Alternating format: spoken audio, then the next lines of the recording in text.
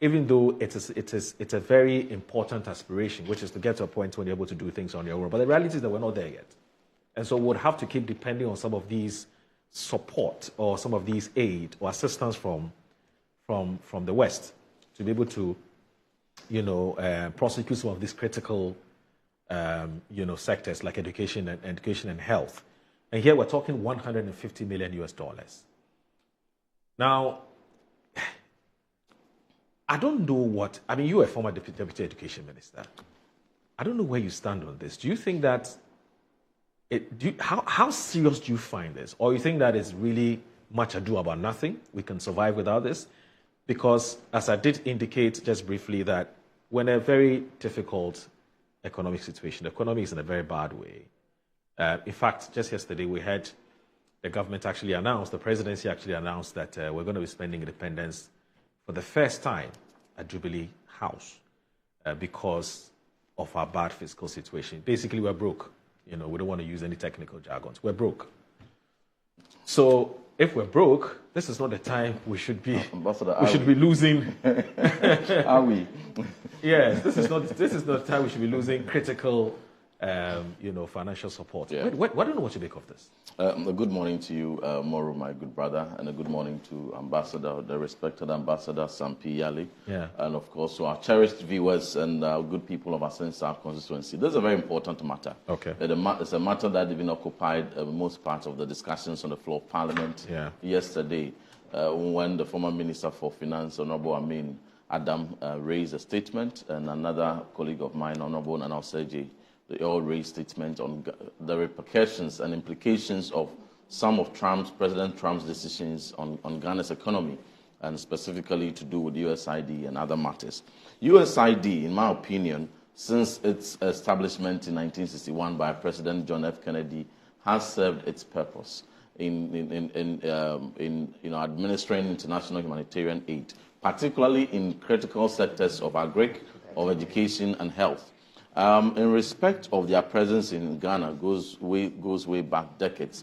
But in recent times, it is very important to recognize their partnership with specific agencies and ministries of this country in looking at supporting farmers, particularly in the northern zone of influence.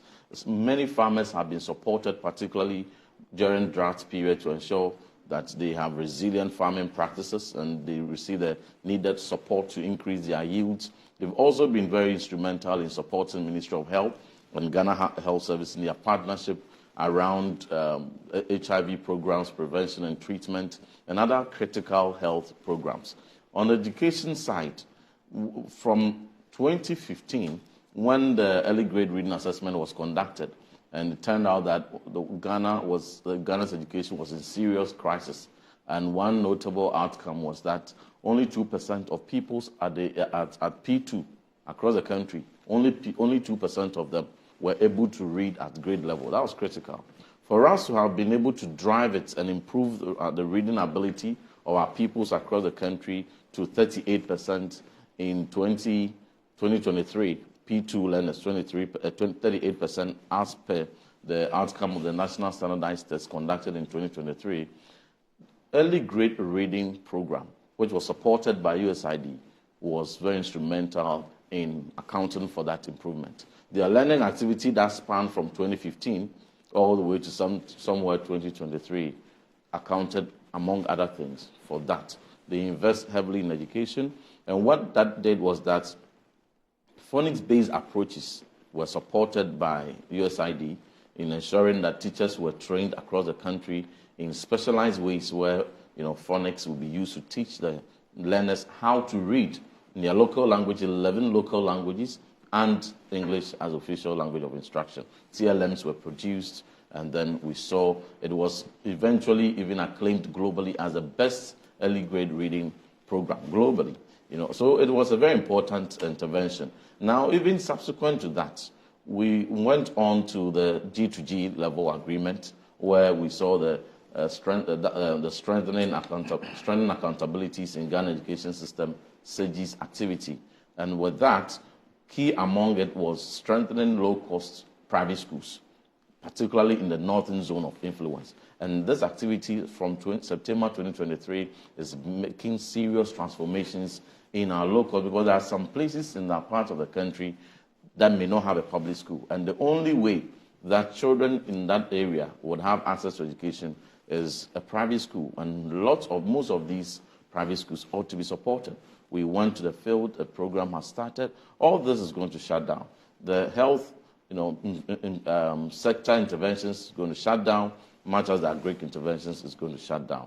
This year alone, from records, it has been said that this government requested for $137.7 million in partnership across specific programs from USAID. About $16 million or so relate to education, and others also have their share. Now, all these are going to be put on hold. The president has given a directive that the Ministry of Finance should immediately take steps in ensuring that these shortfalls are addressed, and that is a proactive step. I expect further to that the first budget of the President Mahama for 2025, that in the next month or so will be presented to Parliament, should be responsive and nuanced to adequately respond to the shortfalls and to adequately make provision for these programs that are already running. Because we can't bring our agric sector, those specific sectors, to a halt, particularly given the drought situations that we are dealing with. We can't put HIV programs, critical treatment, to a halt. We cannot bring education to a halt. So it's our expectation that those specific funding gaps should be addressed in the budget that is to come. But one may say that $137 or $150 million may not be too significant a worry, compared to the huge billions that overall is the total expenditure or program that budgets normally come with. But there are broader repercussions of the decisions of President Trump on the economy, the general economy of Ghana, beyond even the shutdown of the USAID. President Trump is the president of his country. They have their own sovereign right to take their decisions that they may deem to be in the interest of their country. He is pursuing American first. So you can't fault him for his decisions.